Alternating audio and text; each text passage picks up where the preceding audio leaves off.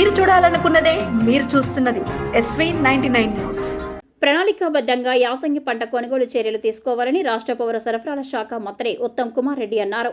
శనివారం హైదరాబాద్ నుంచి రాష్ట్ర పౌర సరఫరాల శాఖ మంత్రి ఉత్తమ్ కుమార్ రెడ్డి సన్నబియ్యం సరఫరా ధాన్యం కొనుగోలుపై పౌర సరఫరాల శాఖ కమిషనర్ డిఎస్ చౌహాన్తో కలిసి జిల్లా కలెక్టర్తో వీడియో కాన్ఫరెన్స్ ద్వారా సమీక్ష నిర్వహించారు.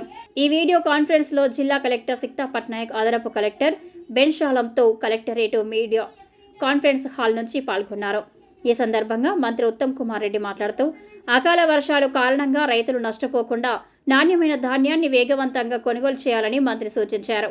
దేశంలో అత్యధికంగా వరి పంట పండిస్తున్న రాష్ట్రంగా తెలంగాణ ఆవిర్భవించిందని అన్నారు. వానాకాలం పంట కొనుగోలు సజావుగా ఎటువంటి ఇబ్బందులు లేకుండా నిర్వహించినందుకు కలెక్టర్లకు, అదనపు కలెక్టర్లు, పౌర సరఫరాల అధికారులకు, ఇతర సిబ్బందికి మంత్రి అభినందనలు తెలిపారు. వానాకాలం కంటే అదనంగా యాసంగి సీజన్లో 70 లక్షల మెట్రిక్ టన్నుల ధాన్యం కొనుగోలు చేయాల్సి ఉంటుందని మంత్రి తెలిపారు. ధాన్యం కొనుగోలు అంశంపై జిల్లా కలెక్టర్లు ప్రత్యేక దృష్టి సారించి ప్రత్యేకంగా మానిటరింగ్ చేయాలని అన్నారు. రైస్ మిల్లర్లో తాళ్లు, తరుగు పేరు మీద ఎటువంటి కోతలు లేకుండా జాగ్రత్తలు పాటించాలని అన్నారు. ధాన్యం కొనుగోలు ప్రక్రియ సజావుగా జరిగేందుకు అధిక ప్రాధాన్యత అందించాలని, దీనికి అనుగుణంగా జిల్లాలో ఐకేపీ ఫ్యాక్స్ కొనుగోలు కేంద్రాలను వెంటనే ప్రారంభించాలని మంత్రి అధికారులను ఆదేశించారు.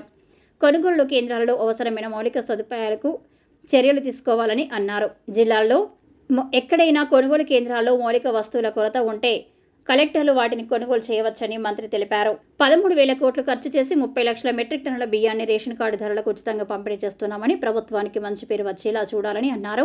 సన్న బియ్యం నాణ్యతపై సామాజిక మాధ్యమాల్లో అక్కడక్కడ వస్తున్న వ్యతిరేక వార్తలను పరిశీలించి తప్పుడు వార్తలైతే వెంటనే ఖండించాలని మంత్రి అధికారులకు సూచించారు. నీటిపారుదల ప్రాజెక్టుల పరిధిలో ఎక్కడైనా త్రాగునీటి సరఫరా ఇబ్బందుల కొరత ఎక్కడైనా ఉంటే సమాచారం అందించాలని, వాటిని పరిష్కరించేందుకు కృషి చేస్తామని మంత్రి పేర్కొన్నారు. ఈ వీడియో కాన్ఫరెన్స్లో సంబంధిత అధికారులు తదితరులు పాల్గొన్నారు.